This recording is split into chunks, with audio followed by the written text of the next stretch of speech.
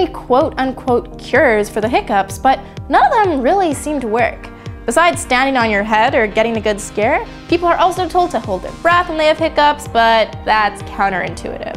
The diaphragm, the spasming muscle responsible for hiccups, can only make you hiccup when there's air in your lungs, so filling them up and holding it is like drinking gasoline to put out a fire in your belly. Instead, breathe out as completely as you can and then hold it, and distract yourself by swallowing repetitively. With nothing pressuring your diaphragm, it should calm down.